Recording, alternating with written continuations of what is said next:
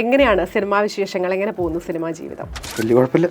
ഒരുപാട് കേട്ടും അടുത്തിട്ടുള്ള ചോദ്യം തന്നെയായിരിക്കും. എന്നാലും ഈ അജു ഒരു ഫുഡിയാണെന്നാണ് ഞാൻ കേട്ടിട്ടുള്ളത്. അതെ, കുറേ വരുമ്പം നമ്മുടെ മനസ്സിന് ഡൗട്ടാവും ഏതിലാണ്. പിന്നെ നമ്മൾ ഒരു യുദ്ധം പോലെ കഴിക്കുക എന്നുള്ളതേ നടക്കും. ചോറ്, മീൻ വറുത്തത്, ഒരു തോരൻ, അച്ചാർ, പപ്പടം. 13 വർഷം കഴിഞ്ഞു അജു മലയാള സിനിമയിൽ വന്നിട്ട്. കോവിഡ് കുറച്ചുകൊണ്ട് എന്നാലും അത് കഴിഞ്ഞിട്ട് കാര്യങ്ങളൊക്കെ അങ്ങ് മാറി മറിയായിരുന്നു. അങ്ങനെയായിരുന്നു തോട്ട് പ്രോസസ്സിന് സമയം കിട്ടിയല്ലോ. അപ്പൊ എല്ലാരും ഒന്ന് ഇരുന്ന് എന്തൊക്കെയാണെന്നൊക്കെ ഉള്ളൊരു ചിന്ത വന്നല്ലോ. അജുവിന് ഈ പറയണ മാതിരി ഹെലനകത്തെ അത്യാവശ്യം സീരിയസ് ആയിട്ടുള്ളൊരു കഥാപാത്രം, അതുപോലെ തന്നെ മിന്നൽ മുരളി, അതിൽ കുറച്ച് കോമഡി വർക്ക് ചെയ്യുന്നുണ്ടെങ്കിലും അത് ഭയങ്കര സ്ട്രോങ് ആയ ഒരു നെഗറ്റീവ് ഷെയ്ഡ് തരുന്ന ഒരു കഥാപാത്രമാണ്. അത് കഴിഞ്ഞ് ഇങ്ങോട്ട് വന്നു കഴിഞ്ഞാൽ അതെ ഈ തെരഞ്ഞെടുപ്പ് വളരെ ആലോചിച്ച് കോൺഷ്യസ് ആയിട്ട് എടുക്കുന്ന ഡിസിഷൻ ആയിരുന്നു. ഞാൻ പറഞ്ഞിട്ടുണ്ട്, വീണ്ടും റിപ്പീറ്റ് ചെയ്യാണ്, ഞാൻ കോൺഫിഡൻസ് ഉള്ള ഒരു ആക്ടർ അല്ല. സ്റ്റിൽ ഈ തോട്ട് പ്രോസസ് വരാൻ കാര്യം നടൻ എന്നുള്ള പേരുമില്ല, ഒരു ആക്ടർ, പോപ്പുലാരിറ്റി ഉണ്ട്.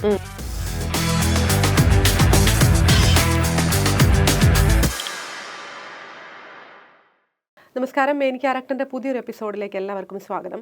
ഇത് നമ്മുടെ കൂടെയുള്ളത് അജു വർഗീസ് ആണ്. അജു, ഏറ്റവും സ്നേഹത്തോടെ സ്വാഗതം. Thank you. അപ്പോൾ അജു, ക്രിസ്മസ് കാലമാണ്, ന്യൂ ഇയർ കാലമാണ്. എങ്ങനെയാണ് സിനിമാ വിശേഷങ്ങൾ, എങ്ങനെ പോകുന്നു സിനിമാ ജീവിതം? വലിയ കുഴപ്പമില്ല. ഫീനിക്സ് ആയിരുന്നു ലാസ്റ്റ് റിലീസ്. ഒരു ജോണർ ബ്ലെൻഡിങ് എക്സ്പെരിമെൻറ്റ് നടത്തിയൊരു സിനിമയാണ് മിഥുൻ്റെ തിരക്കഥയിൽ. ഇപ്പം അത് ആമസോണിൽ ഇപ്പം ക്രിസ്മസ് കാലഘട്ടത്തിലാണ് വന്നേക്കുന്നത്. സോ തിയേറ്ററിൽ നമുക്ക് ഡീസൻറ്റ് ഓർ ഫെയർ റണ്ണേ നടന്നിട്ടുള്ളൂ. അഭിപ്രായങ്ങൾ എല്ലാവരും ഉണ്ട്. നമ്മളുടെ ഇപ്പോൾ റിവ്യൂസിനെ ആണല്ലോ എല്ലാവരും പറഞ്ഞു. ഇപ്പോൾ റിവ്യൂവേഴ്സ് ആണെങ്കിലും പ്രേക്ഷകരാണെങ്കിലും കണ്ടവർ നല്ലത് പറഞ്ഞു, പക്ഷെ കണ്ടവർ കുറവായിരുന്നു. പക്ഷേ ഡെഫിനറ്റ്ലി OTT പ്ലാറ്റ്ഫോം ആമസോൺ പോലത്തെ ഒരു ഇതിൽ വരുമ്പം അതിന് കുറച്ചും കൂടി ഒരു വൈഡ് സ്പ്രെഡ് വിസിബിലിറ്റി കിട്ടി. ഇപ്പം കുറച്ചും കൂടി അത് സംസാരം വരുന്നത് ഒരു സന്തോഷം. OTT-യിലേക്ക് വന്നപ്പോൾ അല്ലേ? അതുപോലെ തന്നെ ഇപ്പം ഒരുപാട് കേട്ടും അടുത്തിട്ടുള്ള ചോദ്യം തന്നെയായിരിക്കും. എന്നാലും ഈ സെലിബ്രിറ്റി ആയതിനു ശേഷമുള്ള ക്രിസ്മസും അതിന് മുമ്പത്തെ ക്രിസ്മസ് കാലം ആയതുകൊണ്ടാണ്, അതിന് മുമ്പത്തെ ക്രിസ്മസും എങ്ങനെയാണ് സെറ്റിലേക്ക് ഒരു ക്രിസ്മസ് ഓർമ്മ? കുറച്ചുകൂടി വൃത്തിയായത്. പണ്ടെന്ന് പറഞ്ഞാൽ നമുക്ക് അങ്ങനെ ഈ ചോദ്യം ചോദിക്കപ്പെടുന്നില്ലല്ലോ. ചോദിക്കാനുള്ളൊരു കാരണം ഈ ജോലി കിട്ടിയോണ്ടാണ്. അപ്പം ആഘോഷത്തിൽ വ്യത്യാസമൊന്നുമില്ല. വീട്ടിൽ ഒരു നേരം വീട്ടിൽ ഒത്തുകൂടും, ഒരു മീലെങ്കിലും മിനിമം. ഷൂട്ടുള്ള സംഭവങ്ങൾ ഉണ്ടാകാറുണ്ട്, പക്ഷെ ഷൂട്ടുണ്ടെങ്കിൽ ഡെഫിനറ്റ്ലി അതിന് തന്നെയാണ് പ്രയോറിറ്റി കൊടുക്കാറ്. ഞാൻ പറഞ്ഞില്ലേ, ഈ ഒരു മീൽ എല്ലാവരും കൂടെ ഒരു നേരം നാക്കും. ഈ പ്രാവശ്യം എന്താണേലും വീട്ടിൽ അത് കഴിഞ്ഞിട്ട് ട്രാവൽ ആയിരിക്കും, ഷൂട്ടുണ്ട് നെക്സ്റ്റ് ഡേ. അപ്പം അങ്ങനെ. അതുപോലെ തന്നെ ഒരു ഫുഡിൻ്റെ ഒക്കെ ഒരു സമയമാണല്ലോ, കേക്ക്, വൈൻ. അജു ഒരു ഫുഡിയാണെന്നാണ് ഞാൻ കേട്ടിട്ടുള്ളത്. അപ്പം എങ്ങനെയാണ് ക്രിസ്മസ് കാലം ആലോചിക്കുമ്പോൾ ഒരു ഫുഡിൻ്റെ ഒക്കെ ഒരു കാര്യം എങ്ങനെയാണ് ഓർമ്മയിൽ വരുന്നത്? ആണെങ്കിൽ ഇനി അത് ഞാൻ ഭയങ്കരമായിട്ട് അഡ്വക്കേറ്റ് ചെയ്യില്ല. ഒരാൾ ഭയങ്കര ഫുഡിയായി മാറുന്നത് നല്ലതല്ല ആരോഗ്യത്തിന് ഉള്ളൊരു ചെറിയ തിരിച്ചറിവ് വന്നു തുടങ്ങുന്നുണ്ട്. അപ്പം അതുകൊണ്ട് ഞാൻ അതിനെ ഭയങ്കരമായിട്ട് എന്റർടൈൻ ചെയ്യുന്നില്ല. കാര്യം ഇത് കണ്ടിന്യൂ ഒരാൾക്ക് ഡയറ്റിലോട്ടൊന്നും തുടങ്ങിയിട്ടില്ല, പക്ഷെ ചിലതൊക്കെ വേണ്ടാന്നൊക്കെ വെച്ച് തുടങ്ങിയിട്ടുണ്ട്. ചില ഭക്ഷണങ്ങൾ, ചില ജങ്ക് ഫുഡ്സ് ഒക്കെ കഴിക്കുന്ന ഒരു ശീലമുണ്ട്. അപ്പം അതൊക്കെ വേണ്ടാന്ന് വെച്ച് തുടങ്ങി ഒരു തീരുമാനത്തിലാണ്.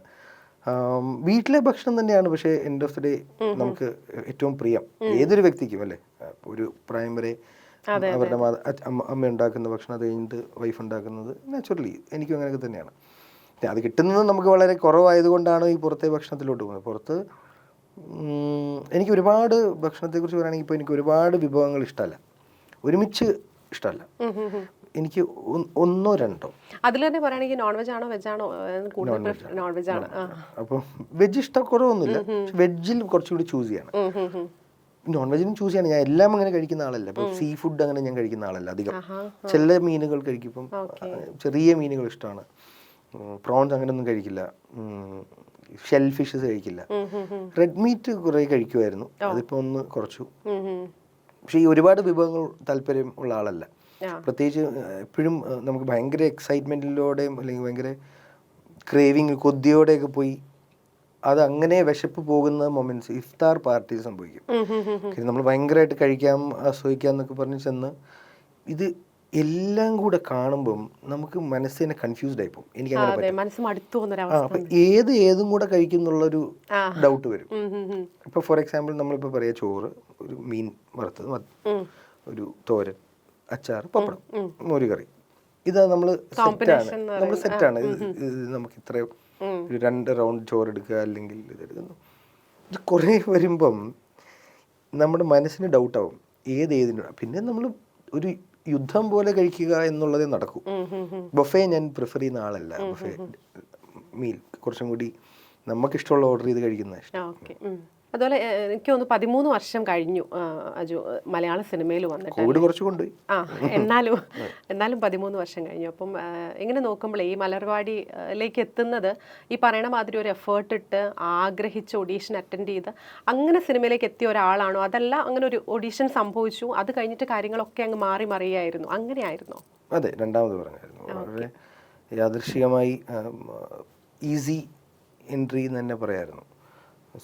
സുഹൃത്ത് സിനിമ ചെയ്യുന്നു, അതിലോട്ട് വിളിക്കുന്നു. ഓഡിഷൻ ഉണ്ടായിരുന്നു, അത് കാര്യം എല്ലാവർക്കും ഉണ്ടായിരുന്നു. പക്ഷേ എനിക്ക് തോന്നുന്നു അദ്ദേഹം ഓഡിഷനിലൂടെ ട്രെയിൻ ചെയ്തെടുക്കാം എന്നായിരിക്കാം ചിലപ്പോൾ തീരുമാനിച്ചിരുന്നത്, എനിക്കറിയില്ല. കാര്യം ഓഡീഷനിൽ അങ്ങനെ ഞാൻ മികച്ച പെർഫോമൻസ് ഒന്നും അല്ല കാണിച്ചത്, അത് സിനിമയിലും അല്ല. ഞാൻ പോയ ദിവസം ഒരു 200 പേരുണ്ടായിരുന്നു. അപ്പം അന്നാണ് ഭഗത്തും ശ്രീജിത്ത് വിജയ് രതി നിർവേദം ചെയ്ത് ശ്രീജിത്തും ഞാനുമായിരുന്നു ഒരു ടീം. അവരെ ടീം ചെയ്യാൻ പറഞ്ഞു. 150-200 പേരുള്ളതുകൊണ്ട് 3-3-3 ആയിരുന്നു ചെയ്തത്. അപ്പം അന്ന് ഭഗത്തിൻ്റെ ഹെൽപ്പോട് കൂടിയാണ് നമ്മളന്നൊരു എക്സ്റ്റംബർ ഒരു സ്കിറ്റ് പെർഫോം ചെയ്യാം. സ്കിറ്റോ സംതിങ്, എനിക്കിപ്പോൾ എക്സാക്റ്റ് ആയിട്ട് ഓർമ്മയില്ല. അപ്പം ഭഗത്തിന് ഓൾറെഡി ഇതിനെക്കുറിച്ച് നല്ല കാര്യം, പുള്ളി കലാപ്രതിഭ അല്ലേ ഒക്കെ ആയിരുന്നു സ്കൂളിൽ. അപ്പോൾ അവൻ്റെ ഒരു കോൺസെപ്റ്റ് പുള്ളി കാരണം ചിലപ്പോൾ ആ സംഭവം അവിടെ നടന്നത്. അല്ലെങ്കിൽ എനിക്കൊരു ഐഡിയ ഇല്ല, ഇത് ഒരു സ്കിറ്റ് ഉണ്ടാക്കാൻ പറഞ്ഞ് ഞാൻ ഇതിൽ കയറി ഒന്നും പെർഫോം ചെയ്തിട്ടില്ല, ജീവിതത്തിൽ സ്റ്റേജിൽ കയറിയിട്ടില്ല.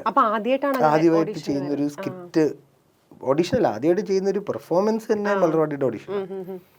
സോ അത് ഭയങ്കര മികച്ച പെർഫോമൻസ് ഒന്നും അല്ല, സിനിമയിലും അല്ല നാച്ചുറലി. അപ്പോൾ എനിക്കൊന്ന് വിനീതിന ക്യാരക്ടർ അങ്ങനത്തെ ഒരു അമച്വർ ഇന്നേ വേ ഒരു ഒരു ഇംപെർഫെക്റ്റ് മതിയായിരുന്നു. ഇംപെർഫെക്ഷനിൽ ചില വൃത്തിയുണ്ടല്ലോ, ഒരു നാച്ചുറാലിറ്റി ഉണ്ടല്ലോ, എനിക്ക് തോന്നുന്നുണ്ട്. ചിലത് ഭയങ്കര പെർഫെക്റ്റ് ആകുമ്പോൾ നമുക്ക് അത്രയും ഒരു ആർട്ടിഫിഷ്യാലിറ്റി ഫീൽ ചെയ്യും. ചിലപ്പോൾ അതായിരിക്കാം അതിൽ കാസ്റ്റ് ആയത്. പക്ഷെ പിന്നെയായിരുന്നു ആക്ച്വലി തുടങ്ങിയത്. നമുക്കിത് ഇഷ്ടമായി, എന്നാൽ ഇനിയും വേണം, അപ്പോഴാണ് വരാതിരിക്കുക. അപ്പം ഞാൻ എല്ലാവരെയും കാണുകയും അവസരം ചോദിക്കുകയും, പിന്നെ ഡെഫിനറ്റ്ലി ഞാൻ പറഞ്ഞില്ലേ, വിനീത് ശ്രീനിവാസൻ കൊണ്ടുവരിക എന്ന് പറയുന്ന ഒരു എൻട്രി തരുമ്പോൾ അതിന് ഇൻഡസ്ട്രിക്കും പ്രേക്ഷകരുടെ ഇടയിൽ അതിനൊരു വാല്യൂ ഉണ്ടായിരുന്നു. കാര്യം അദ്ദേഹത്തിനോട് പ്രേക്ഷകർക്കും ഇൻഡസ്ട്രിയിലുള്ളവർക്കും തോന്നുന്ന ഒരു ഇഷ്ടം ഞങ്ങളിലോട്ടും കൂടെ അത് ഷെയർ ചെയ്ത് കിട്ടിയിരുന്നു. സോ അത് ഒരു തരത്തിൽ മുന്നോട്ടും ഹെൽപ്പ് ചെയ്തു. ആ ഒരു സാഹചര്യത്തിൽ വെച്ചിട്ടേ നിവിനെയും വിനീതിനെയും ഒക്കെ കാണുന്ന ആ ഒരു ഓർമ്മ എങ്ങനെയാണ്? നിവിനും ഞാൻ സ്കൂളിൽ പഠിച്ച 5 to 10. അപ്പം പിന്നെ ഞാൻ കാണുന്നത് എത്രയോ വർഷം കഴിഞ്ഞിട്ട് ഇതിൻ്റെ ഓഡീഷനാണ്, ഈ ക്യാമ്പിലാണ്. ഈ ഓഡീഷൻ കഴിഞ്ഞ് പിന്നെ ഒരു 5-7 days ക്യാമ്പ് ഉണ്ടായിരുന്നു. അപ്പോൾ അവിടെയാണ് ഞാൻ നിവിനെ കാണുന്നത്. കാരണം നിവിൻ്റെ എൻ്റെ ഓഡീഷൻ ഡേറ്റ്സ് വേറെ, കാര്യം 3-4 days പല സ്ഥലത്തുണ്ടായിരുന്നു. ഇന്നും നമുക്കത് മറന്നൊന്നും പറ്റില്ല, വളരെ നന്നായി തന്നെ ഓർമ്മയുണ്ട്. കാര്യം നിവിൻ്റെ പെർഫോമൻസ്. അപ്പോൾ ഈ മൊത്തത്തിൽ നിന്ന് 25 പേരെ ഷോർട്ട് ലിസ്റ്റ് ചെയ്തു. ആ 25 പേർക്കായിരുന്നു ഈ പറഞ്ഞ 4-5 ദിവസം YMCA ആലുവയിൽ വെച്ചിട്ട് ഒരു ക്യാമ്പ്. അപ്പോൾ നിവിന് എനിക്ക് ഓർമ്മയുണ്ട്, തലപ്പാവിലെ ഒരു രാജേട്ടൻ പറയുന്ന ഒരു ഭയങ്കര ഒരു പെർഫോമൻസ്, ഭയങ്കര ഗംഭീരമായിട്ട് ഒരാൾ ചെയ്യുന്നു. അപ്പം നമ്മളൊക്കെ അവിടെയും ഗ്രൂപ്പ് 5 പേരായിട്ട് 5 ഗ്രൂപ്പ്സ് പെർഫോം ചെയ്യണം, തന്നെ ഉണ്ടാക്കി പെർഫോം ചെയ്യണം. ഒരു ടീമിന്റെ പെർഫോമൻസിൽ ഒരാൾ ഗംഭീരമായിട്ട് തകർക്കുന്നു. അപ്പോഴാണ് ഞാനിത് ആരാന്ന് പോയി നോക്കിയപ്പോഴത്തേക്കും താടിയൊക്കെ വെച്ചിട്ടുണ്ട്, സ്കൂളിൽ പഠിക്കുമ്പോൾ അതില്ലല്ലോ. പക്ഷെ ആ പെർഫോമൻസ് ഞാൻ ഇന്നും ഓർക്കുന്നുണ്ട്, അത്രയും നന്നായിരുന്നു. അവൻ ഇവന്റെ ഒരു തിരിച്ചുള്ള ഒരു എക്സ്പ്രഷൻ എന്തായിരുന്നോ? അവൻ പെർഫോം ചെയ്തോണ്ടിരിക്കുകയായിരുന്നു. അങ്ങനെ നമ്മൾ പോയത് ഇത് ആരാണിത് ചെയ്യുന്നതെന്ന് നോക്കിയിട്ട്. അന്ന് അദ്ദേഹത്തിന് കാല് വയ്യ, ഒടിഞ്ഞിട്ട് ഇതിലാ വന്നത്, ഒരു ഹെൽപ്പ്. അപ്പോൾ അതുകൊണ്ട് ചെയ്യുമ്പോൾ എനിക്കൊന്ന് പ്ലാസ്റ്റർ ഇട്ടിട്ടുണ്ടായിരുന്നു. പക്ഷേ അതാണ് എൻ്റെ ഫസ്റ്റ് തിരിച്ചുള്ളൊരു മെമ്മറി, കണ്ടുമുട്ടിയ ഒരു ഗംഭീര പെർഫോമൻസ്. അതിനുശേഷേ ഞാനിങ്ങനെ നടനായി തന്നെ തുടരും. അതായത് എനിക്ക് തോന്നുന്നു ഇപ്പോൾ കൊച്ചിലെ ഒന്നും അങ്ങനെ ആഗ്രഹമില്ലായിരുന്നു തോന്നുന്നു അല്ലേ? നമ്മൾ ഈ കോളേജിലൊക്കെ പഠിക്കുന്ന സമയത്ത് CD ഒക്കെ കാണിച്ച് വാങ്ങിച്ച സിനിമയൊക്കെ കാണുന്ന സമയത്ത് ഞാൻ എത്തിപ്പെടാൻ പോകുന്ന ഒരു ഏരിയ ആണ് ഇത് എന്നൊന്നും പറയുന്ന ഒരു ഇൻട്യൂഷൻ ഉണ്ടായിരുന്നോ? ആക്ടിങ് അല്ലായിരുന്നു, സിനിമ വേണം. ആക്ടിങ് എന്നല്ലായിരുന്നു. ആക്ടിങ് ഒരിക്കലും ചിന്തിച്ചിട്ടില്ല. കാര്യം നമ്മുടെ ആരുടെയും ഫാമിലിയിലോ അല്ലെങ്കിൽ ചുറ്റുവട്ടത്തോ അങ്ങനെ ഒരു കലാപ്രവർത്തനം നടത്തിയൊരു ഒരു സൗഹൃദ ഗ്രൂപ്പ് പോലും ഇല്ലായിരുന്നു. പിന്നെ എങ്ങനെയാണ് ഈ സിനിമ എന്ന് പറയുന്ന ഒരു ആഗ്രഹം വന്നത്? നടനായിട്ടോ അല്ലാതെയോ? എൻ്റെ മദറിൻ്റെ എൽഡർ ബ്രദർ, അദ്ദേഹം ഇപ്പം ഇല്ല, അദ്ദേഹത്തിൻ്റെ ഒരു സപ്പോർട്ട് ഉണ്ടായിരുന്നു. അദ്ദേഹം ഒരുപാട് വായിക്കും. ഇവരൊക്കെ ഫിലിം ലവേഴ്സാണ്, പ്രേക്ഷകരാണ് എല്ലാവരും. പക്ഷേ എനിക്ക് തോന്നുന്നു ഒരു പരിധിവരെ ശ്രീനി സാറിൻ്റെ സിനിമകൾ, പ്രിയൻ സാറിൻ്റെ സിനിമകൾ, ആ സിനിമകൾ കണ്ടപ്പോൾ ഇതിനൊരു കൗതുകം ഉണ്ടാവുമല്ലോ. ഈ ഫോർമാറ്റ്, ഈ മീഡിയം എങ്ങനെയാണ് ക്രിയേറ്റ് ചെയ്യപ്പെടുന്നത്. അപ്പം അതുകൊണ്ട് എഴുതണം എന്നായിരുന്നു ആഗ്രഹിച്ചത്. പക്ഷെ അത് ഒരിക്കലും നടക്കില്ല എന്ന് നമുക്ക് അതിനോടുള്ളൊരു ടേസ്റ്റ് ഇല്ല. ആഗ്രഹം മാത്രം കാര്യമില്ലല്ലോ, എഴുതാനൊക്കെ. ഇപ്പോഴാണ് ഇങ്ങനെ മലർവാടിയിൽ വരുന്നു, അത് കഴിഞ്ഞ് സിനിമകൾ ചെയ്യുന്നു. അപ്പോൾ ഏതെങ്കിലും ഒരു പെർട്ടിക്കുലർ പോയിന്റിൽ എത്തുമ്പോൾ നമ്മളിങ്ങനെ ഇനി ഇതിൽ തന്നെ തുടരാം, അതിന് മറ്റൊന്നും നോക്കുന്നില്ല, ഇനി ഇങ്ങനെ നടനായി തന്നെ പോകാം, അഭിനയിക്കാം എന്നുള്ളൊരു ഒരു നിശ്ചയം ഉണ്ടാവുമല്ലോ. അതിലേക്ക് എത്തിപ്പെടുന്നത് ഏത് സിനിമ കഴിഞ്ഞപ്പോഴത്തേക്കായിരിക്കും? മലർവാടി കഴിഞ്ഞപ്പോൾ തന്നെ. മലർവാടി കഴിഞ്ഞപ്പോൾ തന്നെ. ഒട്ടും എളുപ്പമുള്ളൊരു ഷൂട്ടിംഗ് അല്ലായിരുന്നു മലർവാടി. വളരെ ഹെക്ടിക് ഷൂട്ടായിരുന്നു ആദ്യത്തെ സിനിമയിൽ തന്നെ. അപ്പോൾ അതിൽ നമ്മൾ വളരെ ഹാപ്പി ആയിരുന്നു. കാര്യം ആദ്യം തന്നെ ടഫ് സൈഡായിരുന്നു ഷൂട്ടിംഗ്. നമുക്ക് 43 ദിവസത്തിൽ almost 27 days day and night ആയിരുന്നു. 43 ദിവസമായിരുന്നു ടോട്ടൽ ഷൂട്ട്. അതിൽ 27 ദിവസത്തോളം ഡേ ആൻഡ് നൈറ്റ്. നമ്മൾ രാവിലെ 6 മണിക്ക് പോയാൽ വെളുപ്പിന് 6 മണിക്കാണ് വരുന്നത്. എന്നിട്ടൊന്ന് കുളിച്ചിട്ട് നമ്മൾ ഇമ്മീഡിയറ്റ് പോകണം. അപ്പോൾ അത് ചെയ്യുന്ന സമയത്ത് ഭയങ്കര ബുദ്ധിമുട്ടായിരുന്നു കേട്ടോ. കാര്യം നമ്മൾ വിചാരിച്ചു സിനിമ ഭയങ്കര സുഖമാണല്ലോ, വന്നിറങ്ങുന്നു. അന്ന് ക്യാരവാൻസ് ഒന്നുമില്ല, ആ കോൺസെപ്റ്റ് നമുക്കറിയില്ല. പക്ഷെ സിനിമയ്ക്കൊരു ലക്ഷറി ഉണ്ടെന്നുള്ളത് നമുക്കറിയാമല്ലോ. സിനിമ ഇവിടെ ഒന്നുമില്ലായിരുന്നു. അത് നല്ല മാർച്ച് ഏപ്രിൽ സമയം, വെയില്. അപ്പൊ ഇതൊന്നും അല്ലല്ലോ നമ്മുടെ മനസ്സിലുണ്ടായിരുന്ന ഒരു സിനിമയുടെ ഒരു കാഴ്ചപ്പാട് അല്ലെങ്കിൽ ഒരു. അപ്പൊ അത് പക്ഷേ നമ്മളെ ഒന്ന് ഭീതിപ്പെടുത്തി. ഇടയ്ക്ക് ഒരു ദിവസമൊക്കെ ഞാൻ ഓർക്കുന്നുണ്ട്, ഇത് ഇട്ടിട്ട് പോയാലോ എന്നൊക്കെ തോന്നി. കാര്യം രാവിലെ തുടങ്ങി. പിന്നെ കാര്യം ഡാൻസ് നടക്കുക. അപ്പൊ ഒന്നും എനിക്ക് ഡാൻസ് അറിയില്ല. നാട്ടുകാരുടെ മുന്നിൽ ഡാൻസ് തെറ്റിക്കുന്നു. അതിന്റെ ഒരു ചമ്മല്, വെയില്, ഇതൊന്നും അല്ല നമ്മൾ ആലോചിച്ച സിനിമയും. ഇത് ക്യാരവൻ ഒന്നും അറിയില്ല ഉണ്ടെന്നുള്ളത്. പക്ഷെ കുറച്ചും കൂടി എളുപ്പമായിരിക്കും ഞാൻ വിചാരിച്ചു. ഹെക്റ്റിക് ആയിരുന്നു, പക്ഷെ അത് ഭയങ്കര പ്ലസ് ആയിരുന്നു. ആദ്യം തന്നെ ഏറ്റവും ടഫ് സൈഡാണ് നമുക്ക് കിട്ടിയത്. അതുകൊണ്ട് പിന്നെ അങ്ങോട്ട് ഇതിലും വലിയ ടഫ് ഷൂട്ടൊന്നും എനിക്കങ്ങനെ അതിലും വലിയൊന്നും വന്നിട്ടില്ല. ആദ്യം തന്നെ നമ്മളെ പേടിപ്പിച്ചു വിട്ടു. പിന്നെ നമ്മൾ ആ പ്രോസസ്സ് എൻജോയ് ചെയ്തു. പിന്നെ നാച്ചുറലി അത് ആ സിനിമ റിസീവ് ചെയ്യപ്പെട്ടതും ഭയങ്കര ഫാക്ടറാണ്. പ്രേക്ഷകർ റിസീവ് ചെയ്യുമ്പോൾ നമുക്ക് തിയേറ്ററുകളിൽ വിസിറ്റ് ചെയ്യുമ്പോൾ ഈ ഹൗസ്ഫുൾ ഷോസ്, ഫുൾ ക്രൗഡ്. ഇപ്പം ഞാൻ ഇപ്പോഴും എൻ്റെ ഒരു ബ്യൂട്ടിഫുൾ മൊമെന്റ് പത്മ തിയേറ്ററിൽ നമ്മൾ ഫസ്റ്റ് ഷോ കാണുന്നത്, ഫുൾ ഹൗസ് ഉണ്ടായിരുന്നു. അപ്പം അത് ഞാൻ ആദ്യമായിട്ടാണ് അങ്ങനെ ഒരു നമ്മുടെ ഒരു സിനിമ ഫുൾ ഹൗസ്, ആൾക്കാർ കൈയടിക്കുന്നു, നല്ലത് പറയുന്നു. അത് ഞാൻ ഓർക്കുന്നുണ്ട്. കോഴിക്കോട് കാലിക്കറ്റ് അപ്സര, ഒരുപാട് സീറ്റുണ്ട്, 1000-ന്റെ പുറത്ത് സീറ്റുണ്ട്, ഫുൾ ഹൗസ്. അപ്പോൾ അതൊരു ഭയങ്കര. പിന്നെ നിവിൻ്റെ അവസാനം മറ്റേ ഞങ്ങളുടെ ഒരു സീക്വൻസ് ഉണ്ട്. നിവിൻ പറയും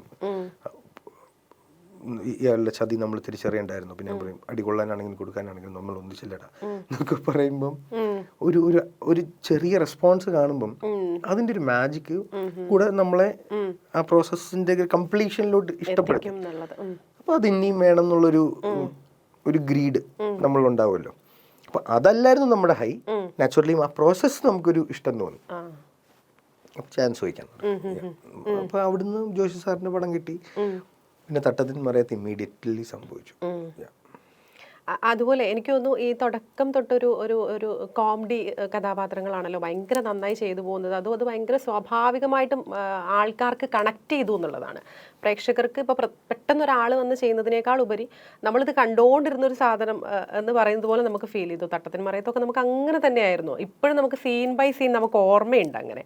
അപ്പം ഞാൻ ചോദിക്കുന്നത് അത് കഴിഞ്ഞൊരു പെർട്ടിക്കുലർ പോയിന്റ് എത്തിയപ്പോൾ പിന്നെ നമ്മൾ കാണുന്നത് അജുവിനെ ഈ പറയണ മാതിരി ഹെലനകത്തെ അത്യാവശ്യം സീരിയസ് ആയിട്ടുള്ളൊരു കഥാപാത്രം, അതുപോലെ തന്നെ മിന്നൽ മുരളി, അതിൽ കുറച്ച് കോമഡി വർക്ക് ചെയ്യുന്നുണ്ടെങ്കിലും അത് ഭയങ്കര സ്ട്രോങ് ആയ ഒരു നെഗറ്റീവ് ഷെയ്ഡ് തരുന്ന ഒരു കഥാപാത്രമാണ്. അത് കഴിഞ്ഞ് ഇങ്ങോട്ട് വന്നു കഴിഞ്ഞാൽ അതെ അതെ അതെ അതെ പക്ഷെ അവർ ആ നെഗറ്റിവിറ്റി നമുക്ക് കിട്ടുന്നുണ്ട്, പ്രേക്ഷകന് കിട്ടുന്നുണ്ട്. അതുപോലെ തന്നെയാണ് ഇങ്ങ് വന്നു കഴിയുമ്പോൾ പിന്നെ ഇപ്പം റീസെൻ്റ്ലി വന്ന ഫീനിക്സ് ആയിക്കോട്ടെ, ഇപ്പോൾ ക്രൈം ഫയൽസ്, അതിലേക്ക് നമുക്ക് വരാം. അപ്പം ഞാൻ പറയുന്നത് ഈ തെരഞ്ഞെടുപ്പ് വളരെ ആലോചിച്ച് സമയമെടുത്ത് കോൺഷ്യസ് ആയിട്ട് എടുക്കുന്ന ഡിസിഷൻ ആയിരുന്നു. ഇനി ഞാൻ കുറച്ച് ഈ മട്ടിലുള്ള കഥാപാത്രങ്ങൾ മാത്രം ചെയ്താൽ പോരാ, കുറച്ച് ക്യാരക്ടർ റോളുകൾ ചെയ്യണം എന്നുള്ളത് വളരെ കോൺഷ്യസ് ആയിട്ട് എടുത്ത ഡിസിഷനാണോ? കോവിഡിന്റെ സമയത്ത് വന്നൊരു തീരുമാനമായിരിക്കാം. എല്ലാവരും അവരവരിലോട്ടുള്ള ഒരു സെൽഫ് തോട്ട് പ്രോസസ്സിന് സമയം കിട്ടിയല്ലോ. അപ്പൊ എല്ലാവരും ഒന്ന് ഇരുന്ന് എന്തൊക്കെയാണെന്നൊക്കെയുള്ളൊരു ചിന്ത വന്നല്ലോ. അത് ഞാൻ പറഞ്ഞിട്ടുണ്ട്, വീണ്ടും റിപ്പീറ്റ് ചെയ്യാണ്. കോവിഡിന്റെ സമയത്ത് ഞാൻ നോക്കിയപ്പോൾ ബാങ്ക് ബാലൻസ് ഇല്ല. ഇത്രയും സിനിമ ഞാൻ ഇത്രയും പറഞ്ഞാൽ കിട്ടിയ എല്ലാ സിനിമയും ചെയ്തു. നടൻ എന്നുള്ള പേരുമില്ല, ഒരു ആക്ടർ. പോപ്പുലാരിറ്റി ഉണ്ട്. പോപ്പുലാരിറ്റി ഇപ്പം നമ്മൾ PR സോഷ്യൽ മീഡിയയിലൂടെ നല്ല PR ചെയ്യുന്ന ആളാണ് ഞാൻ. എനിക്ക് എന്നെ തന്നെ നന്നായി ഞാൻ വിൽക്കാറുണ്ട്. പക്ഷേ ഇത് രണ്ടും ഇല്ല, ഇതൊക്കെ ചെയ്തിട്ടും. സോ പോപ്പുലാരിറ്റി ഇല്ലാന്നങ്ങനെ പറയാൻ പറ്റും. പോപ്പുലാരിറ്റി ഉണ്ട്, പോപ്പുലാരിറ്റി മാത്രമേ ഉള്ളൂ. നടനെന്നുള്ള പേരില്ല, കാശുമില്ല. നമ്മൾ സ്വാഭാവികമായി നമ്മൾ കോമഡി ആസ്വദിക്കുന്ന വളരെ ചുരുക്കം ചില ആൾക്കാരുടെ കൂടെ അജു വന്നപ്പോൾ തൊട്ടുണ്ട്. അത് ക്യാരക്ടേഴ്സ് എപ്പോഴും ഞാൻ പറഞ്ഞത്, എനിക്ക് അങ്ങനെ ആക്ടിങ് ഉള്ളിൽ ഒരു ട്രെയിൻഡ് വ്യക്തി അല്ലാത്തതുകൊണ്ട് ഞാൻ കോൺഫിഡൻസ് ഉള്ള ഒരു ആക്ടർ അല്ല സ്റ്റിൽ. അത് കാര്യം നമ്മളെ ട്രെയിൻഡ് അല്ല.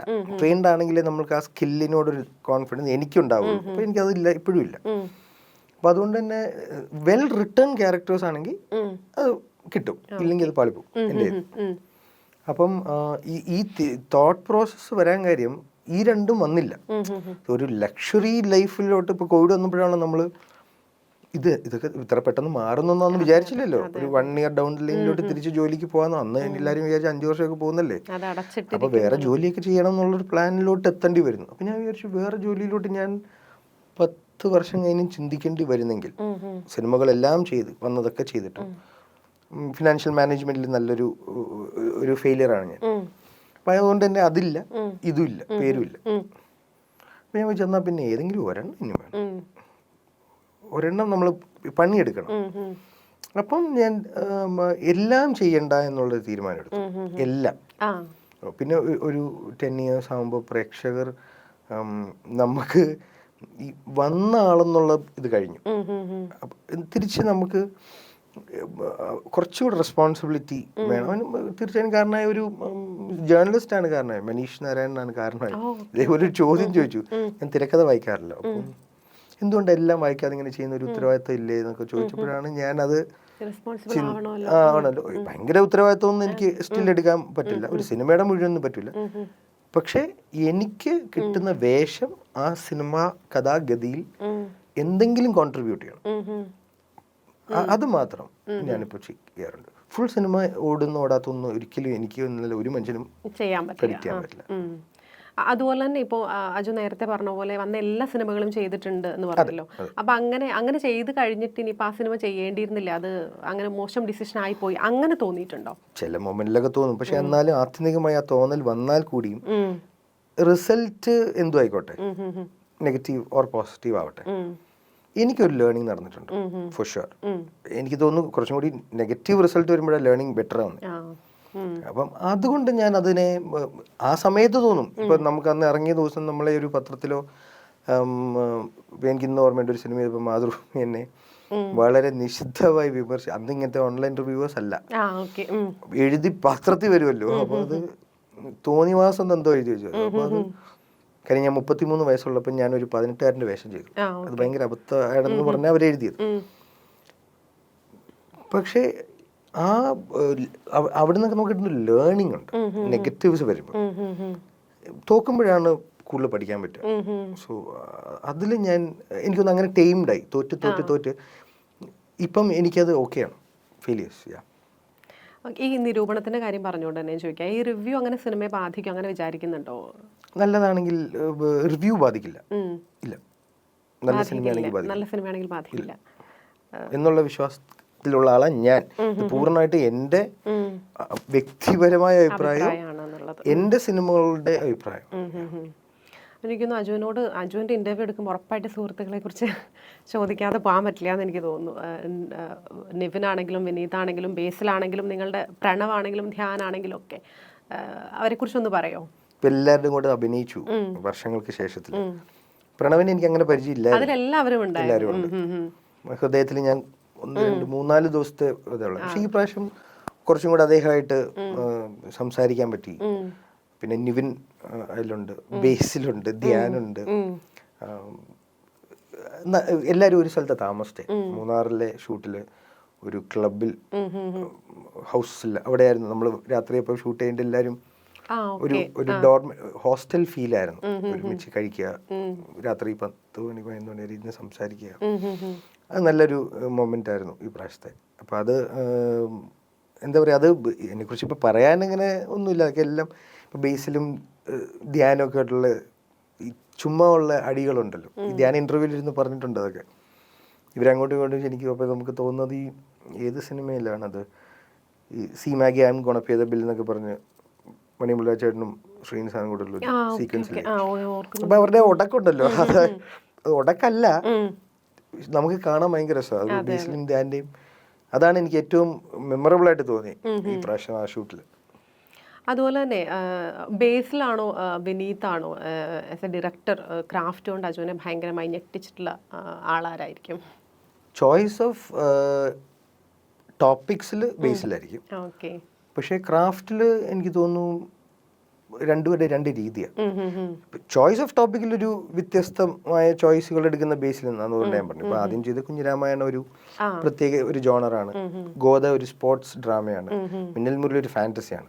വിനീത് പക്ഷേ ഇന്റർവ്യൂവിൽ ഈ അടുത്ത് പറഞ്ഞ ഒരു ഇന്റർവ്യൂ ഞാൻ കണ്ടു, അദ്ദേഹത്തിന്റെ ഈ ഫീൽ ഗുഡ് ജോണേഴ്സ് എന്നുള്ളത് സംഭവിക്കുന്നല്ല, അദ്ദേഹം അറിഞ്ഞുകൊണ്ട് ചെയ്യുന്നതാണ്. അദ്ദേഹത്തിന്റെ കുട്ടികൾ ഒരു പ്രായമാവുന്നത് വരെ അദ്ദേഹത്തിന് ജോണർ എക്സ്പെരിമെന്റ്സോ അല്ലെങ്കിൽ ഡാർക്ക് സിനിമകളോ ചെയ്യാൻ താല്പര്യമില്ല. അപ്പൊ അത് ഒരാളുടെ സ്വാതന്ത്ര്യമാണ്. പക്ഷെ ക്രാഫ്റ്റ് വൈസ് രണ്ടുപേരുടെ രണ്ട് സ്കിൽ സെറ്റാണ്, രണ്ട് രീതിയാണ്. അപ്പൊ അതിനെ നമുക്ക് അളക്കാൻ പറ്റൂല ആക്ച്വലി. അതുപോലെ തന്നെ മ്യൂസിക്കിന്റെ ഒക്കെ ചില ഏരിയാസിലെ വിനീത് എക്സൽ ചെയ്യുന്നത് എനിക്ക് തോന്നുന്നു. വിനീത് മാത്രം അങ്ങനെ as A director music sense ഭയങ്കരമായിട്ട് വേണ്ട സ്ഥലങ്ങളുണ്ട് ഡയറക്ടറിന്. അത് ഉണ്ടെങ്കിൽ ഭയങ്കര പ്ലസ് ആണ്. അത് എല്ലാവർക്കും പറ്റുന്ന ഒരു കാര്യമല്ലല്ലോ, സംഗീതത്തിലുള്ള ഒരു നോളജ് ഒക്കെ. അതുപോലെ തന്നെയാണ് ധ്യാനും ഈ പറയണ മാതിരി ഒരു ഡയറക്ടറാണ്, ആക്ടറാണ്. അപ്പോൾ അജുവിന് എങ്ങനെയാണ് ധ്യാൻ ഓക്കെ ആയിരിക്കുന്ന ഡയറക്ടറായിട്ടാണോ ആക്ടറായിട്ടാണോ?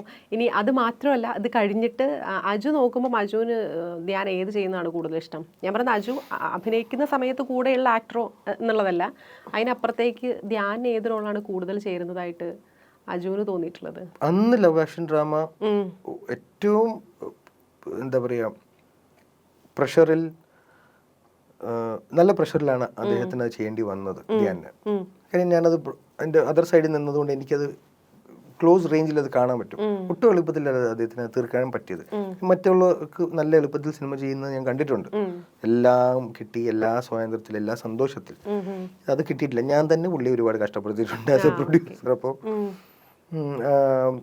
എന്നിട്ട് ആ സിനിമ തിയേറ്ററിൽ ഒരു എന്താ പറയുക ബ്ലോക്ക് ബസ്റ്റർ വിജയം കൊണ്ടുവരാൻ പറ്റിയെങ്കിൽ ഇനിയും അദ്ദേഹം ഒരു ഡയറക്ടറായിട്ടൊരു സിനിമ ഇത്രയും അന്ന് അത്രയും അഭിനയിച്ചിട്ടുമില്ല, സെറ്റിൽ പോയ പരിചയമില്ല.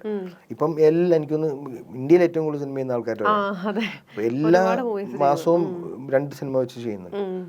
ഇനി അദ്ദേഹത്തിന്റെ ഒരു സിനിമയുടെ പുള്ളിയുടെ ലേണിംഗ്, അത് ഞാൻ വെയിറ്റിംഗ് ആണ്. പുള്ളി ചെയ്യുന്ന ഒരു സിനിമ വർഷങ്ങൾക്ക് ശേഷത്തിന് മുന്നേ ഞാൻ ധ്യാൻ്റെ കൂടെ കുഞ്ഞിരാമായണം ചെയ്തപ്പോഴും കപ്പ്യാർ ചെയ്തപ്പോഴും ഒരേ മുഖം ചെയ്തപ്പോഴും തിര കണ്ടപ്പോഴും ഒരു ഡെബ്യൂട്ടൻ്റ് ആയിട്ടുള്ള ഒരു ആക്ടറിന്റെ കാളും ഡെലിവറി ബെറ്റർ ആയിരുന്നു. സാധാരണ എല്ലാവരും തുടങ്ങുമ്പം ഒരു പക്വത കുറവുണ്ടാവും. പക്ഷെ തിരയിലെ ക്യാരക്ടറിന് എനിക്കത് ഫീൽ ചെയ്തില്ല. അവിടുന്ന് നേരെ കുഞ്ഞിരാമായണത്തിലെ ലാലു ആകുമ്പോൾ വേറൊരു ക്യാരക്ടറാണ്. കപ്പ്യാരിലൊരു ബാനു ഒരു സാധാരണ കോളേജ് പയ്യൻ. ഒരേ മുഖം ആവറേജേ ഓടിയുള്ളൂ, പക്ഷെ അതിൽ സക്രിയ പോത്തൻ വാസ് നൈസ്. പിന്നെ ഗൂഢാലോചന എന്ന് പറഞ്ഞ സിനിമയുടെ ഫെയിലർ ആയിരുന്നു. ഞാൻ ധ്യാനോട് തന്നെ പറഞ്ഞു, പുള്ളി ഇത് ഇനി എന്തെങ്കിലും ആവട്ടെ എന്നുള്ളൊരു തീരുമാനത്തിലോട്ട് എത്തിച്ചെന്ന് എനിക്ക് തോന്നുന്നു. പക്ഷെ ഇപ്പം വർഷങ്ങൾക്ക് ശേഷം എന്ന് പറഞ്ഞ സിനിമ ഞാൻ അഭിനയിച്ചപ്പോൾ ധ്യാനും പ്രണവമാണ് അത് ലീഡ് ചെയ്യുന്നത്. ഫിനോമിനൽ ആയിട്ടുള്ളൊരു ആക്ടറിനെ എനിക്ക് കാണാൻ പറ്റി. അപ്പം അത് ഉണ്ട്. പുള്ളി അത് ഈ പറഞ്ഞ പോലെ പുള്ളി ഒട്ടും ഇന്റർവ്യൂ പറയുന്ന പുള്ളി തന്നെ പറയാറുണ്ടല്ലോ, പുള്ളി ഇതിനെ ഭയങ്കര സീരിയസ് ആയിട്ട് എടുക്കുന്ന ഒരാളല്ല, പ്രോസസ് എൻജോയ് ചെയ്യുന്നേ ഉള്ളൂ. അത് ഭയങ്കര ഒരു ആക്ടറിന് കൊടുക്കേണ്ട ഒരു ഐ മീൻ ആക്ടിങ് ടൈമിൽ കൊടുക്കേണ്ട ഒരു തോട്ട് പ്രോസസ് ഒന്നും ചിലപ്പോൾ പുള്ളി കൊടുക്കുന്നുണ്ടാവില്ല.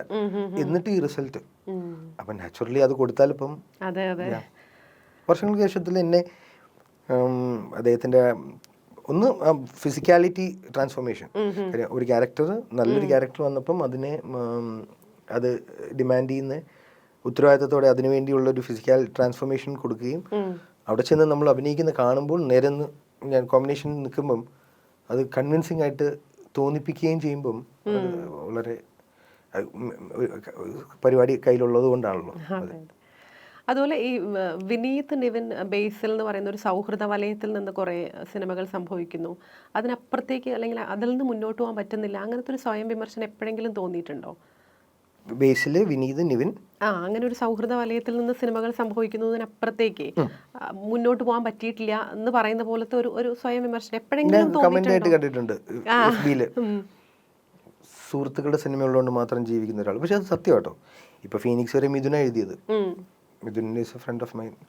അപ്പോൾ ഇപ്പൊ വർഷങ്ങൾക്ക് ശേഷം വിനീതിന്റെ സിനിമയാണ്. അപ്പം സ്റ്റിൽ എനിക്ക് സിനിമ കിട്ടുന്നത് സുഹൃത്തുക്കളിൽ നിന്ന്, അതെനിക്ക് കുഴപ്പമില്ല. എനിക്ക് സിനിമ അതുകൊണ്ടല്ല, എനിക്ക് സിനിമ ചെയ്താൽ മതി. ഇപ്പൊ സുഹൃത്തിന്റെയോ പക്ഷെ അല്ലാത്തവരുടെയും കിട്ടിയിട്ടൊക്കെ ഉണ്ട്. ഞാൻ പറഞ്ഞ വലിയ ഡയറക്ടേഴ്സിന്റെയോ അല്ലെങ്കിൽ പ്രൂവ് ചെയ്ത് അല്ല, പുതിയ ആൾക്കാരുടെ കൂടുതലും ചെയ്യുന്നത് ആക്ച്വലി. അതുപോലെ ക്രൈം ഫയൽസ് നമ്മൾ നേരത്തെ പറഞ്ഞ പോലെ തന്നെ എനിക്ക് തോന്നുന്നു അജുവിൻ്റെ കരിയറിലെ ഒരു മൈൽ സ്റ്റോൺ എന്നൊക്കെ പറയാൻ പറ്റുന്ന തരത്തിൽ അതിഗംഭീരമായൊരു സെലക്ഷൻ ആയിരുന്നല്ലോ അത്. എങ്ങനെയാണ് ക്രൈം ഫയൽസിലേക്ക് എത്തുന്നത്? ഞാൻ സെലക്ട് ചെയ്തല്ല, ഞാൻ അങ്ങനെ അധികം സിനിമകൾ സെലക്ട് ചെയ്തിട്ടില്ല. ഇതിലൊക്കെ ഈ സ്ക്രിപ്റ്റ് കേൾക്കാന്ന് പറയുന്നത് അത് വളരെ കോൺഷ്യസ് ആയിട്ട് തന്നെ സ്ക്രിപ്റ്റ് കേട്ട് അങ്ങനെ തിരക്കഥ മനസ്സിലാക്കിയിട്ട് തന്നെയാണോ ഇപ്പം? ആണ് കാര്യം എൻ്റെ ക്യാരക്ടറും കഥയും തിരക്കഥ പൂർണ്ണമായിട്ടും സംവിധായകന്റെ ഉത്തരവാദിത്തമല്ലേ. ഞാൻ എന്തിനാ ഉത്തരവാദിത്തം എടുക്കുന്നത്? ഞാൻ അതിന്റെ പ്രൊഡ്യൂസർ ആണെങ്കിലോ ഡയറക്ടർ ആണെങ്കിലോ അല്ലേ ഞാനത് എടുക്കേണ്ട കാര്യം. പ്രൊഡക്ഷൻ ചെയ്യുമ്പോൾ നമ്മളത് ശ്രദ്ധിക്കുന്നല്ല കേൾക്കും. പക്ഷെ അല്ലാതെ ഞാൻ ഭാഗമാവുന്ന സ്ഥലങ്ങളിലെ എൻ്റെ റോളിനെ കുറിച്ച് മാത്രമേ ഞാൻ ബോധർ ചെയ്താൽ പോരെ. എനിക്ക് അല്ലെങ്കിൽ എല്ലാം കൂടെ വന്നു കഴിഞ്ഞാൽ എൻ്റെ ഇതിൽ ഫോക്കസ് പോവും. എല്ലാ ജോലിയും കൂടെ ചെയ്യാൻ നടന്നിട്ട് ഇത് കൊളാക്കേണ്ട കാര്യമില്ലല്ലോ. അപ്പൊ ക്രൈം ഫയൽസ് ചെയ്തപ്പോൾ ക്രൈം ഫയൽസ് ഞാൻ ചൂസ് ചെയ്തല്ല, അഹമ്മദ് എന്നെ വെച്ചതാ. കാര്യം പുള്ളിക്കൊരു സ്റ്റാറിന്റെ ആവശ്യമില്ലായിരുന്നു, അങ്ങനെ വന്നതാണ്. അത് എൻ്റെ ഏറ്റവും ഇപ്പം ഞാൻ അങ്ങനെ തന്നെയാണ് പറയുന്നത്. എൻ്റെ വിനീത് എന്ന് പറഞ്ഞൊരു മെൻറ്ററിങ്ങിൽ നിന്ന് വേറൊരു ഡയറക്ഷനിലോട്ടൊരു മെൻറ്ററിങ്ങിന് മാത്തുക്കുട്ടിയാണ് ഫസ്റ്റ് അതിനൊരു തുടക്കം തന്നത്, ഹെലനിലൂടെ. അത് വരുമ്പോൾ തന്നെ ഞാൻ ഒരു ചോദ്യം കൂടെ ചോദിച്ചു വെക്കോട്ടെ. അപ്പോൾ ഈ കോമഡി ആ ഒരു ജോണറിൽ നിന്നേ പെട്ടെന്നൊരു ഒന്ന് സ്വിച്ച് ചെയ്യുകയാണല്ലോ മറ്റൊരു, അതും അത്യാവശ്യം സീരിയസ് ആയിട്ടുള്ള അല്ലെങ്കിൽ ഒരു നെഗറ്റീവ് ടച്ചുള്ള അങ്ങനത്തെ ഒരു സാധനത്തിലേക്ക്. അപ്പോൾ ഒരു ഭയം ഉണ്ടായിരുന്നു, അത് കോൺഫിഡൻ്റ് ആയിരുന്നു, എനിക്കത് പറ്റും, ഞാൻ ചെയ്യാൻ പറ്റും? കോൺഫിഡൻസ് ഒന്നും അതിപ്പോഴും ഇല്ല. പക്ഷെ ഞാൻ എന്താ പറയുക, ഞാൻ ഏത് വ്യക്തിയാണെങ്കിലും ഡയറക്ടറിനെ ട്രസ്റ്റ് ചെയ്യുക എന്നുള്ളതാണ് ആത്യന്തികമായുള്ളത്. ഡൗട്ട് ഉണ്ടെങ്കിൽ ഇപ്പോൾ ഒരു 5 ടേക്ക് അവരെടുത്തു, ഡൗട്ട് ഉണ്ടെങ്കിൽ ഞാനൊരു 2 ടേക്ക് കൂടി ഒഴിപ്പിക്കും. കാര്യം എഡിറ്റേബിളിൽ അവർക്ക് ഞാൻ അവരോട് പറയും, വേണ്ടെങ്കിൽ കളഞ്ഞോ, എഡിറ്റേബിളിൽ ചെല്ലുമ്പോൾ നിങ്ങൾക്ക് ഇനി തോന്നണ്ടല്ലോ ഇങ്ങനെ ഒരു സാധനം. അപ്പം അതുകൊണ്ട് തന്നെ നമ്മൾ ചിലപ്പോൾ ലൗഡാക്കി ചെയ്യേണ്ടി വരും, ചിലപ്പോൾ ലൗഡ് അല്ലാതെ പറഞ്ഞ് ചെയ്ത് വെക്കും. അത് അവിടെ നിന്ന് തീരുമാനിച്ചോ എന്ന് പറയും. പക്ഷേ അല്ലാതെ ഹെലൻ ഭയങ്കര ടഫായിരുന്നു.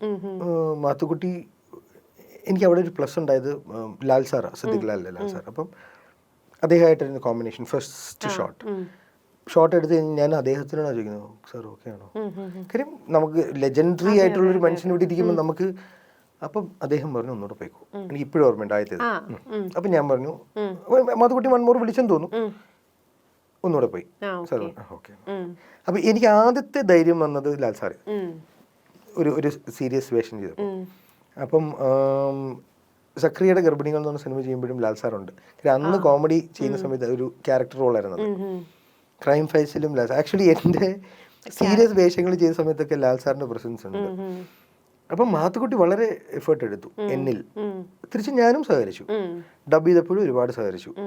ഒരുപാട് എന്താ പറയുക, സ്ട്രെയിൻ ആയിരുന്നു അതിന്. പക്ഷെ പ്രോസസ്സ് എൻജോയ് ചെയ്യുന്നുണ്ട്, നമുക്കത് സ്ട്രെസ് അല്ല, ആ സ്ട്രെയിൻ നമ്മൾ എൻജോയ് ചെയ്യുന്നുണ്ട്. സെയിം ആയിരുന്നു ക്രൈം ഫയൽസിൽ. എത്രയോ ടേക്ക്, 20-21 ടേക്ക്, മിനിമം 10. പക്ഷെ ഞാൻ വില്ലിങ് ആണ്. നിങ്ങൾ 50 പോയാലും ചമ്മൽ മറച്ചു വെച്ച് വന്ന് ചെയ്യാൻ ഞാൻ റെഡിയാണ്. അതേ ആറ്റിറ്റ്യൂഡാണോ തുടക്കം തൊട്ട് കീപ്പ് ചെയ്തിട്ടുള്ളത്? അത് ഈ വളരെ വൈകിയാണ് എനിക്കൊന്നൊരു വെള്ളിമൂങ്ങ തൊട്ടാണ് ഞാൻ ഡബ്ബിങ്ങിനെ കുറിച്ച് തിരിച്ചറിഞ്ഞു. അതുവരെ എനിക്ക് ഡബ്ബിങ് ഭയമാണ്, സ്റ്റിൽ ഭയമാണ്. പക്ഷെ ഇന്ന് ഇഷ്ടമാണ്. അന്ന് കൺസോളിൽ നിന്ന് ഓക്കെ കേട്ടാൽ ജോലി കഴിഞ്ഞു, ആ ഇതേ ഉള്ളൂ. അങ്ങനെ റിംഗ് മാസ്റ്റർ ഡബ്ബിങ്ങിൻ്റെ ഒരു പാച്ചിന് ഞാൻ ചെന്നപ്പോഴത്തേക്കും ദിലീപേട്ടൻ ഡബ് ചെയ്യുന്നു രാത്രി 10-10:30. പിന്നെ എനിക്കൊരു പാച്ച് കറക്ഷൻ ഉള്ളപ്പോൾ ഞാൻ ഒരു സ്ഥലത്തോട്ട് ട്രാവൽ ചെയ്യുക, ലൊക്കേഷനിലോട്ട് പോകാൻ കറക്റ്റ് ചെയ്തിട്ട് പോയി കൊള്ളാൻ പറഞ്ഞു. ഞാൻ ചെന്നപ്പോൾ രാത്രി 10-10:30 ഇദ്ദേഹം ഇരിക്കുന്നു, ഫുൾ ഡബ് ചെയ്തതാണ്. അപ്പം ഞാൻ ജസ്റ്റ് ഒന്ന് കയറി. അപ്പം ചേട്ടനായതുകൊണ്ട് ഞാൻ ഇനിയിപ്പോൾ പോകണോ നിൽക്കണോ നമുക്കറിയില്ലല്ലോ, പുള്ളി ഉണ്ടാവും നമുക്കറിയില്ലായിരുന്നു. അപ്പോൾ ഒരു സീൻ ഒരു 10 മിനിറ്റായിട്ട് പുള്ളി വീണ്ടും വീണ്ടും വീണ്ടും വീണ്ടും ഡബ് ചെയ്യുക. അപ്പം ഞാൻ മനസ്സിലിങ്ങനെ വിചാരിച്ചു, പുള്ളിക്ക് ഇതിൻ്റെ ആവശ്യമില്ലല്ലോ, അപ്പം ശരിക്കും ഇതിലെന്തോ ഗുണമുണ്ട്, അല്ലാതെ ഇപ്പോൾ ഇവർ ഈ 10-10:30 വന്ന് ഇങ്ങനെ മെനക്കെടില്ലല്ലോ. അവിടെ നിന്നാണ് ഞാൻ ഇതിന് കുറച്ചും കൂടി ഇമ്പോർട്ടൻസ് കൊടുത്തു തുടങ്ങി. വോയിസ് സിനിമയിൽ അത്ര ഇമ്പോർട്ടൻ്റ് ആണ് എന്നുള്ളത് മനസ്സിലായി തുടങ്ങി. അവിടുന്ന് പിന്നെ ഒരുപാട് ദിവസങ്ങളെടുക്കും. ധ്യാൻ തമാശയ്ക്ക് ഒരു വർഷമൊക്കെ ഡബ് ചെയ്യും. പക്ഷേ അത് ഒരു വർഷം എല്ലാ ദിവസവും പോയി ഡബ് ചെയ്യുന്നല്ല, കിട്ടുന്ന ഗ്യാപ്പിലൊക്കെ ഞാൻ പോയി ഒന്ന് ചെക്ക് ചെയ്യും.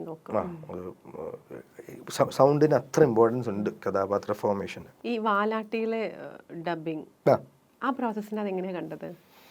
പറഞ്ഞപ്പോൾ തന്നെ ഞാനിപ്പോൾ ഡബിങ്ങിന്റെ കാര്യം ഓർത്തപ്പോഴാണ് ഞാൻ പെട്ടെന്ന് ആ സാധനം ഓർത്തത്. അത് ഭയങ്കര രസമുണ്ടായിരുന്നു. നല്ല ക്യാരക്ടർ, കോഴി, അതിലെ പൂവൻകോഴി. അത് വിജയേട്ടൻ പ്ലാൻ ചെയ്തപ്പോഴേ എന്നോട് ഇങ്ങനെ പറഞ്ഞിരുന്നു. അപ്പൊ ഞാൻ പറഞ്ഞിരുന്നു എനി ടൈം പറഞ്ഞാൽ മതി, റെഡിയാണ്. പക്ഷെ അത് കോമഡി ക്യാരക്ടർ ആയിരുന്നു ആദ്യം. പക്ഷെ അതിനൊരു ഇമോഷണൽ സൈഡ് ഡബ് ചെയ്തപ്പോഴാണ് വരുത്തി.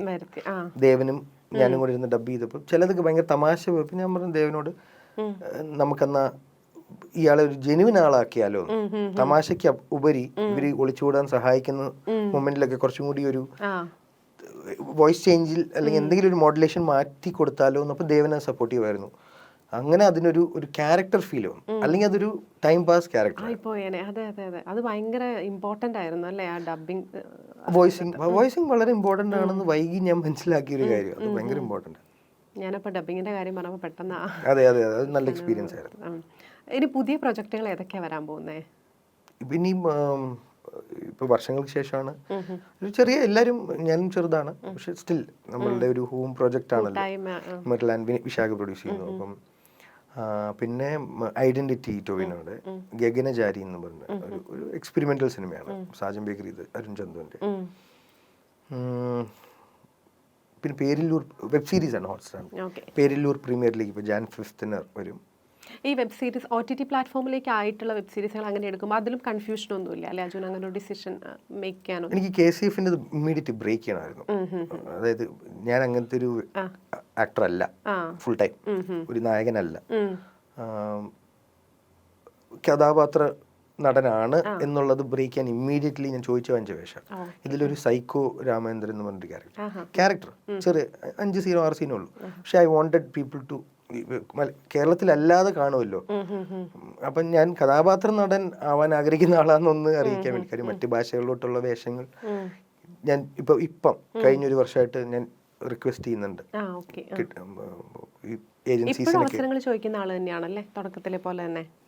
പിന്നെ നല്ലൊരു പ്രൊജക്ട് വന്നാൽ ഞാൻ ഐഡന്റിറ്റിയിൽ അഖിലിനോട് ഞാൻ ചോദിച്ചിട്ട്, അപ്പോഴാണ് അഖിലും KCF കണ്ടു. അപ്പൊ അതിലൊരു പോലീസ് ക്യാരക്ടർ, അപ്പം അങ്ങനെ ഞാൻ ചോദിച്ചു. അപ്പം ഞാൻ പറഞ്ഞു അങ്ങനത്തെ ഒരു ക്യാരക്ടർ ഉണ്ടെങ്കിൽ പറയണേന്ന് പറഞ്ഞു. അപ്പോഴാണ് അഖില് പിന്നെ എന്നാ പിന്നെ ഈ റോളിനെ വിളിച്ചാലോ എന്ന് ചോദിച്ചത്. ഈ നിർമ്മാതാവ് എന്നുള്ള നിലയ്ക്ക് ഫാന്റാസ്റ്റിക് നിർമ്മാണ കമ്പനിയുടെ പുതിയ പ്രൊജക്ടുകൾ എന്തൊക്കെയായിരിക്കും? 2025 ചിലപ്പോൾ ഉണ്ടാവും. പിന്നെ ഭയങ്കര ഒരു പ്രൊഡക്ഷൻ ഫോക്കസ് ഞാൻ കളഞ്ഞു. ഞാൻ നേരത്തെ പറഞ്ഞ ഇതിൽ മാത്രമാക്കി ശ്രദ്ധ. പക്ഷെ വിശാഖും ധ്യാനും ഈക്വലി ഇൻട്രസ്റ്റ്, അവർ സ്റ്റിൽ ഇതാണ്. പക്ഷെ ധ്യാൻ ഒന്ന് ഫ്രീ ആവണ്ടേ, ധ്യാൻ ഓടി നടക്കുകയാണല്ലോ. 25 ചിലപ്പോൾ ഒരു സിനിമ ഉണ്ടാവും. പിന്നെ ഒരു എപ്പോഴും എല്ലാ വർഷവും ഒരു പ്രൊഡക്ഷൻ കമ്പനി എന്നുള്ള പ്ലാൻ നമുക്ക് ഇല്ല. ബേസിക്കലി നമ്മൾ ആക്ടേഴ്സ് ആയിട്ട് തന്നെ നിൽക്കാനാണ് ആഗ്രഹിക്കുന്നത്. ഒരു പ്രൊഡക്ഷൻ കമ്പനി സ്റ്റാർട്ട് ചെയ്യുന്നത് അതൊരു സേഫ് സൈഡ് ബിസിനസ് ആണ് എന്നുള്ളൊരു തോട്ട് പ്രോസസ്സ് എന്നാണോ, അതോ ഇപ്പം ഓക്കെ ഞാനാക്കിയ സിനിമയ്ക്ക് എന്തെങ്കിലും തിരിച്ചു കൊടുക്കാം എന്നുള്ള അങ്ങനത്തെ ഒരു പ്ലാനിങ് എന്നാണോ? Actually love action drama produce ചെയ്തത് ആ സമയത്ത് എല്ലാവരും ഞാൻ ഫീൽഡ് ഔട്ട് ആയിപ്പോയി. കാര്യം അത്യാവശ്യം കുറെ പടങ്ങൾ പൊട്ടിത്തുടങ്ങി. പിന്നെ നമ്മളെ അപ്പൊ പെട്ടെന്ന് ഒരു ഇമ്മീഡിയറ്റ് ഒരു ഹൈപ്പ് വേണം. അല്ലല്ലോ, ഹൈപ്പ് PR വേണം. അപ്പൊ ഏറ്റവും ബെസ്റ്റ് PR ആയിരുന്നു പ്രൊഡ്യൂസ് ചെയ്യാന്ന് പറയുന്നത്. നിവിൻ പോളി നയൻതാര. അപ്പത്തേക്കും പിന്നെ നല്ല PR ആയി. അതുകൊണ്ടായിരുന്നത് F. എന്ന് ഞാൻ ഡിസൈൻ ചെയ്യിപ്പിച്ചത്. ഡിസൈൻ ഞാനത് ചെയ്യിപ്പിച്ചത് F ഫാന്റാസ്റ്റിക്കിന്റെ F. എന്ന് പറഞ്ഞാൽ ഒരെണ്ണത്തിൽ നിർത്തുന്നു എന്നായിരുന്നു. പിന്നെ അത് കഴിഞ്ഞിട്ട് 2 കൂടെ ചെയ്തു എന്നേ ഉള്ളൂ. ഞാൻ ഒറ്റ ഒരെണ്ണം ചെയ്ത് പോകാനുള്ള പ്ലാൻ. ഈ നടൻ എന്നുള്ള നിലയിൽ ആയിക്കോട്ടെ, നിർമ്മാതാവ് എന്നുള്ള നിലയിലായിക്കോട്ടെ, എങ്ങനെയാണ് അജുലേക്ക് എത്തിപ്പെടാൻ പറ്റുക? നടന്നുള്ള നിലയിൽ ആര് മെസ്സേജ് അയച്ചാലും കഥ പറയണമെങ്കിൽ വാട്സപ്പിലാണ് സാധാരണ കഥ പറയണം, ത്രെഡ് ഉണ്ട്. ആകെ ഞാൻ ചോദിക്കുന്നത് പ്രൊഡ്യൂസർ ഉണ്ടോ എന്ന് ചോദിക്കും, അല്ലെങ്കിൽ നായകൻ ഉണ്ടോ എന്ന് ചോദിക്കും. അതാണ് ഫസ്റ്റ് ചോദ്യം. അത് രണ്ടുണ്ടെങ്കിൽ ഒരു 1 ലൈൻ തരാമെന്ന് ചോദിക്കും. ഒരു കഥാംശം അല്ലേ, കഥയുടെ ഒരു ഔട്ട്ലൈൻ, എൻ്റെ ക്യാരക്ടർ എന്താണെന്ന് ചോദിക്കും. മിക്കതും ഫോണിൽ തന്നെ തീരും, വോയിസ് നോട്ടിൽ തന്നെ തീരും. ഇപ്പം നേരത്തെ നമ്മൾ ഈ ധ്യാനിൻ്റെ ഒരു സെലക്ഷനെ കുറിച്ച് പറഞ്ഞപ്പോഴേ എല്ലാ മാസവും ഒരു 4-5 പടമെങ്കിലും റിലീസിനുണ്ടാവും എന്ന് പറഞ്ഞത് മാതിരി അങ്ങനെ പടങ്ങൾ ചെയ്യുന്നത് ഇപ്പം അജു അങ്ങനെ പടങ്ങൾ ചെയ്യാൻ കംഫർട്ടബിൾ ആണോ? അങ്ങനെ ഇപ്പം അത്രയും വന്നാൽ ഇപ്പം ഒരു ഗംഭീര സിനിമകളാണെങ്കിൽ ഞാൻ ഭയങ്കര കംഫർട്ടബിൾ. അല്ല, ഗംഭീര സിനിമകളാണെങ്കിൽ അത് സാധ്യമാവും. ഇപ്പം ഞാൻ പറയുന്നത് ഇത്രയും സിനിമകൾ അടുപ്പിച്ച് നമ്മൾ എക്സോസ്റ്റഡ് ആവുക എന്ന് പറയുന്നത്. ഗംഭീര സിനിമ എന്ന് പറഞ്ഞാൽ ചെയ്യുന്ന സമയത്ത് നമുക്ക് അറിയാൻ പറ്റില്ല. ഈ 4-5 സിനിമകൾ മാസം ഇറങ്ങി 4 സിനിമകളിൽ ഒരു 3 സൂപ്പർ ഹിറ്റ് ആയ അതാ ഭയങ്കര സന്തോഷമുള്ള കാര്യം. അത് പക്ഷെ അത് ചിലപ്പോൾ നടക്കും. ഞാൻ പറയട്ടെ, ഇപ്പം ധ്യാൻ്റെ ഇനിയും വരാനുള്ള സിനിമകളിൽ ചിലപ്പോൾ മാസം ഇറങ്ങുന്ന 2-3 ഒരു 2 സൂപ്പർ ഹിറ്റ് ആയാലും നമുക്കൊന്നും സിനിമയിൽ അതൊന്നും പറയാൻ പറ്റില്ല. അല്ല, അങ്ങനെ നമ്മുടെ പ്രസൻസ് ഇവിടെ പ്രേക്ഷകരുടെ ഇടയിൽ അങ്ങനെ നമ്മളിവിടെ ഉണ്ട് എന്ന് പറയുന്ന ഒരു സാധനം അങ്ങനെ ഇട്ട് വെക്കണം, അങ്ങനെ ചിന്തിക്കാറുണ്ടോ? അങ്ങനെ കുറെ സിനിമ ചെയ്യുന്നതിലൂടെ അങ്ങനെ അത് ഞാൻ ആ ഒരു PR ഇപ്പം തന്നെ സോഷ്യൽ മീഡിയ നോക്കി അറിയാം. പണ്ട് ഞാൻ എൻ്റെ ഫോട്ടോ അഡ്മിൻ്റെ അടുത്ത് ഇട്ടിട്ട് നമ്മൾ ട്രോൾസ് ഷെയർ ചെയ്തെന്ന് ലൈവാക്കി അജു വർഗീസ് നിർത്തുക എന്നുള്ള ഭയങ്കരമായിട്ട് ചെയ്തിരുന്നു സോഷ്യൽ. കഴിഞ്ഞ 1-2 വർഷമായിട്ട് ഞാൻ പറഞ്ഞു, സിനിമ നല്ല അല്ലെങ്കിൽ ഒന്നും ചെയ്തിട്ട് കാര്യമില്ല. അതുകൊണ്ട് ഞാൻ പറഞ്ഞു ഇതിലൊന്നും ഒരു കാര്യമില്ല. അതൊക്കെ ഇപ്പം ഫുൾ അഡ്മിൻസിനെ ഏൽപ്പിച്ച് ഞാനിപ്പോൾ അതിൽ നിന്നൊക്കെ വിട്ട്. പുതിയ സിനിമകളൊക്കെ കാണാറുണ്ടോ? ഇറങ്ങിയ സിനിമകളൊക്കെ കണ്ടോ? ഈ ക്രിസ്മസ് റിലീസുകൾ കണ്ടിട്ടില്ല, പക്ഷെ അല്ലാതെ അപ്ഡേറ്റഡ് ആണ്. തിയേറ്ററിൽ മിസ്സായാലും OTT കാണും. അതൊരു നല്ലൊരു ചാൻസ് ആണല്ലോ നമുക്ക്. പണ്ടാണെങ്കിൽ നമുക്കത് മിസ്സായി പോവാണ്. അല്ല, വന്നാലും നമുക്കത് അവിടെ ഉണ്ട്. നമുക്ക് ഇപ്പൊ അടുത്ത് എനിക്ക് ഏറ്റവും ഇഷ്ടപ്പെട്ട സിനിമ ഫാൽമിയാണ്. ഒരുപാട് ചിരിച്ച സിനിമ. ഈ ന്യൂ ഇയർ റെസൊല്യൂഷൻ ഒക്കെ എടുക്കുന്ന ആളാണോ? അങ്ങനെ എടുത്തിട്ടുണ്ടോ? അങ്ങനെ എടുത്ത് എന്തെങ്കിലും നടത്തിയിട്ടുണ്ടോ? ഇല്ല, കോവിഡിന് ശേഷമുള്ള തീരുമാനം തന്നെ അതായിരുന്നു. ഇനി പ്ലാനിങ് ഒന്നും അധികം ചെയ്യാതിരിക്കുക. കാര്യം നമ്മളുടെ സകലരുടെയൊക്കെ പ്ലാനിങ് തട്ടിത്തെറിപ്പിച്ചൊരു കാര്യമായിരുന്നു. ഇതൊരു റിഗ്രസീവ് ഒപ്പീനിയൻ ആണ്, ഒരു വിഷണറിയുടെ ഒപ്പീനിയൻ അല്ല. നമ്മുടെ നാടിനെ നയിക്കാനും സമൂഹത്തിനെ ബിൽഡ് ചെയ്യാനും വിഷണറീസ് വേണം. അവർക്ക് എപ്പോഴും പ്ലാൻസ് വേണം, ഇല്ല എന്ന് ഞാൻ പറഞ്ഞില്ല. പക്ഷെ ഞാൻ സാഡ്ലി അത്രയും റെസ്പോൺസിബിലിറ്റി എടുക്കാൻ പറ്റുന്ന ഒരാളല്ല, കേപ്പബിൾ അല്ല. ഞാൻ അതുകൊണ്ട് പ്ലാനിങ്ങിൽ അധികം വിശ്വസിക്കാറുമില്ല. അപ്പോൾ പുതിയ വർഷമാണ് വരാൻ പോകുന്നത്. ഒരുപാട് നല്ല കാര്യങ്ങൾ സംഭവിക്കട്ടെ. എല്ലാവിധ ആശംസകളും. ഒരുപാട് സന്തോഷം. Very Christmas and happy new year.